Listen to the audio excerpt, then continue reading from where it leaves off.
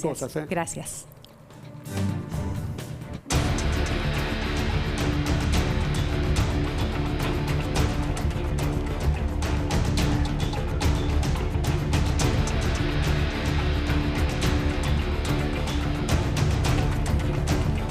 Hablamos ahora de la persecución al grupo Indalo y ustedes que estaban del otro lado y que son nuestros televidentes seguramente la vivieron con nosotros paso a paso. Bueno, les va a resultar interesante saber qué es lo que pasó ahora.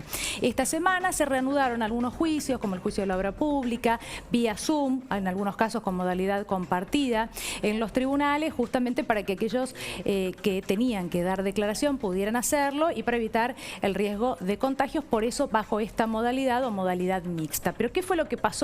Bueno, hubo una audiencia en el día de ayer y justamente con eso tiene que ver nuestro destacado, con una declaración muy importante, la declaración de Héctor Daniel González, un ex síndico que en el día de ayer y vía Zoom, ¿qué fue lo que dijo? Bueno, aquí se lo contamos y así lo refleja ámbito.com. Dice, testigo ratificó que AFIP fue un acreedor hostil que nunca buscó cobrar deuda de Oil Combustibles. Yo cuando escuchaba la palabra hostil, bueno, me recordaba cosas que les hemos contado en estos últimos meses y que lamentablemente ahora vamos conociendo. Ex síndico, a esto agrega ámbito.com, explicó balances con estado real de la compañía y desmintió, atención a esto, que no pudiera hacer frente a deuda con el fisco, que estaba regularizada. ¿Se acuerdan? Se había hablado incluso del impuesto a la transferencia de los combustibles.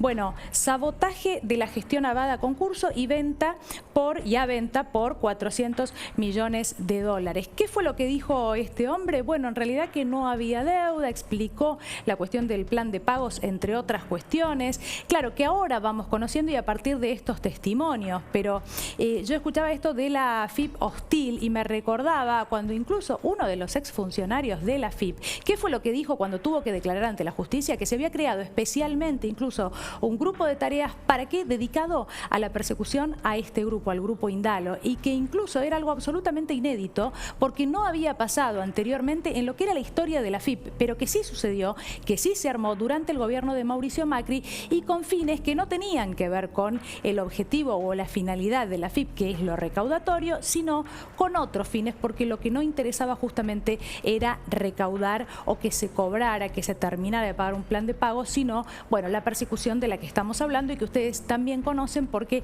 la hemos contado y la hemos vivido aquí en C5N todos nosotros. Bueno, ámbito, bueno, esto también tiene que ver con el mismo tema, nuevo rechazo al planteo de Mauricio Macri. ¿Qué planteó? Bueno, el planteo de que no se pudiera revisar su teléfono celular o el contenido de su teléfono celular. En realidad lo que se buscaba era monitorear la justicia, lo que busca y por orden de la jueza Servini de Cubría, es alcanzar ese entrecruzamiento de llamadas para tratar de saber cuáles fueron los contactos que hubo desde el teléfono de Mauricio Macri con quienes integraban la mesa judicial. Algo que, bueno, por ejemplo, el mismo Garabano había confesado que sí, que existió, que existían esas reuniones. Bueno, ahora lo que se intenta es no obtener el contenido, porque el expresidente de la Nación, ahora desde la Costa Azul, lo que había alegado era que, bueno, tenía que ver con su intimidad. No, la justicia sigue avanzando y en realidad lo que se intenta es, como es medida de prueba, mira, y ahora vamos a hablar con Gregorio Dalbón, que ya está aquí con nosotros, y él mismo fue el que ese día me explicó que en realidad es medida de prueba, esto no se puede objetar, tiene que estar dentro de la causa, digamos, si se ordena esta medida de prueba tiene que avanzar, pero bueno, ahora él nos dará más detalles. La jueza María Servini volvió a rechazar un planteo del expresidente contra la decisión de entrecruzar sus comunicaciones con otros exfuncionarios. Además, la magistrada denunció al abogado de Macri ante el Colegio Público de Abogados de Capital Federal y esto tiene que ver con, bueno, algún contenido, alguna agresión que hubo ahí de por medio. Dalbón asiente con la cabeza. Pero ya que lo tenemos aquí, le damos la bienvenida. Gregorio Dalbón, gracias por estar con nosotros. Buenas noches. ¿Qué tal? Buenas noches, ¿cómo estás? Bueno, primero que nada esto, ¿no? Sí. No el contenido, a mí me sale decir el contenido y en realidad tiene que ver con el entrecruzamiento de llamadas. Sí, lo que decías al principio. Generalmente cuando hay una causa penal, civil, laboral, de cualquier índole, sí, la prueba es inapelable. Lo que puede hacer un abogado con una prueba que evidentemente no le conviene para su cliente es al momento de los alegatos decir que esa prueba puede ser nula, interponer una nulidad, pero apelar directamente con un planteo de que le daba náuseas, según el doctor Lanuse. Yo pensé que tenía un poquito más de fundamento, que le daba náuseas la digamos, resolución de Servini de Cubría. y ahora va a tener que ir al colegio de abogados, porque hay otras formas de comunicación entre los colegas con un poquito más de fundamento, un poquito más de idioma coloquial. Me parece que haber dicho que le daba náusea es empezar mal, y sobre todo cuando uno tiene que mostrar directamente lo que la justicia le pide. Si una persona, la justicia le pide a usted el celular, tiene que sacar su celular y darlo. Y si no, lo tiene que tirar, como lo tiró alguna vez alguien, a un río, pero directamente decir, no, por favor, esta prueba no la hagan. De todos modos, ¿hace falta el celular? Yo no hace falta, porque Valdés, que en su momento dijo, acá tienen mi celular, en contraposición con lo que pasaba con Stornelli, que no lo quería entregar. No solamente no lo quería entregar a Stornelli, no se quería entregar él. Fíjate que Cristina fue a 9 indagatorias en un día, fíjate que en realidad Valdés puso su celular con ese pus que le hicieron. Y fíjate que Macri ni siquiera necesita hacer venir de su celular, porque solamente es interconectar entrantes y salientes. Nada más durante un periodo de tiempo. Evidentemente, el expresidente de la Nación no quiere que nos enteremos que en determinados periodos, casualmente con este grupo, particularmente con las causas de Cristina, Mauricio Macri tenía comunicaciones con personas, operadores, Pepín Rodríguez Simón, por ejemplo, algunos jueces federales, Daniel Angelici, los que estaban sentados en la mesa, y sobre todo Juan Bautista Máiquez, que fue, digamos, el brazo ejecutor de todo lo que fue la justicia en la época macrista. Y ahora a este hombre que le toca simplemente que sea investigado, porque nadie le está diciendo que es culpable. Cuando le piden una medida de prueba, dice no, andá y apelá, le dice al abogado. El abogado le debe haber dicho que las medidas de prueba no se objetan. Que lo que puede hacer es objetar una nulidad porque está mal hecha, podía haber puesto un perito de parte, pero decir, no quiero que hagan esta prueba, como decir, no quiero que me investiguen. Claro, no avancen en la investigación. Gregorio, vamos a seguir con este tema y también con las designaciones irregulares de jueces que hubo hace algunos años y que ahora es algo que se debe empezar a discutir. Y por eso, pero te quiero preguntar, por supuesto, por el tema de espionaje. Entiendo que vas a representar a los periodistas que fueron espiados, pero bueno, vamos al siguiente destacado. Y retomamos desde este tema que tiene que ver con esto, con ahora la revisación de las designaciones de algunos jueces y lo que cuenta Página 12. Habla de la jueza María Biotti.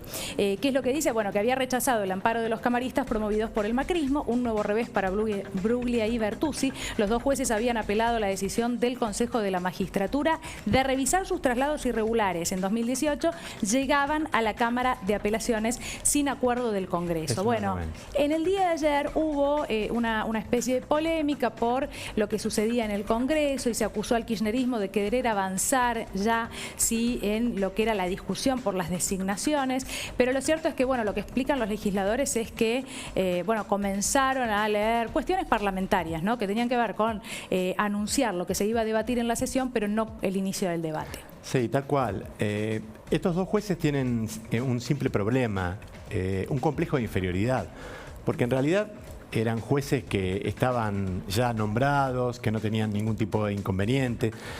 El tema fue que, por orden de Macri, tuvieron que hacer fallos injustos, arbitrarios, y ser premiados. Así se manejaba la justicia macrista, es decir, para que vos puedas irte a un cargo que vos tenías más ganas, como por ejemplo la Cámara Federal, que son 2 salas y que tienen un poder absoluto sobre las libertades de las personas.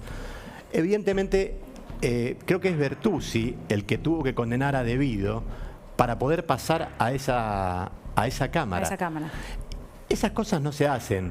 Y ahora estos hombres que tienen que dar razón de su vida, de su ser, no están acostumbrados a que realmente se hagan las cosas como en derecho corresponde, como dice nuestra Constitución Nacional, como corresponde al cargo que tienen. Porque nadie los quiere sacar, nadie quiere hacer nada que no esté dentro de la Constitución Nacional. Se trata de revisar los pliegos. Nada más que eso. Entonces yo lo que digo es, si tenés todo bien, si sos una persona honesta y proba, dejá tranquilo al Consejo de la Magistratura, dejá tranquilo al Senado, ocupate de impartir justicia.